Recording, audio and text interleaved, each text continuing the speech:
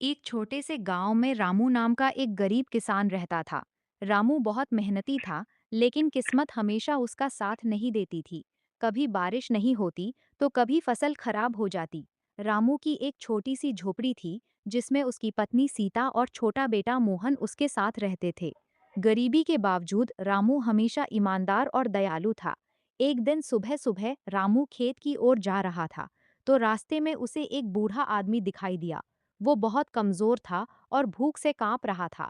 बूढ़े ने कहा, बेटा, क्या मुझे थोड़ा खाना मिल सकता है? रामू के पास सिर्फ दो रोटियां थीं, एक अपने लिए और एक अपने बेटे के लिए। फिर भी उसने अपनी रोटी बूढ़े आदमी को दे दी। बूढ़ा खुश हुआ और बोला, तुम बहुत अच्छे इंसान हो, मैं तुम्हें एक खास चीज देता हूँ। उसने अपनी जेब से एक सुनहरा चमकता बीज निकाला और कहा, इसे अपने खेत में बो देना, लेकिन याद रखना, लालच मत करना। रामू ने बीज बोया। कुछ ही घंटों में एक पौधा निकला जो तेजी से बढ़ने लगा। एक रात अचानक तेज चमक हुई। सुबह जब रामू खेत में गया तो उसका पूरा खेत सोने जैसे चमकते गेहूं से भर गया था। रामू ने गांव वालों को भी अनाज लौटाई, लेकिन गांव का लालची जमींदार ठाकुर वीर सिंह ये सब देख रहा था।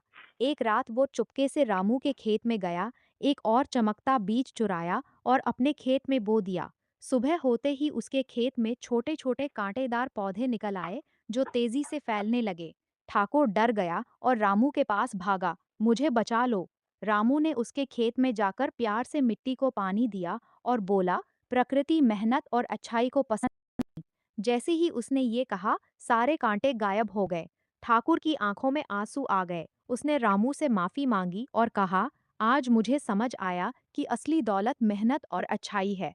उस दिन के बाद ठाकुर भी गांव वालों की मदद करने लगा। रामू का परिवार खुशी खुशी रहने लगा। लोग रामू को दयालु किसान कहने लगे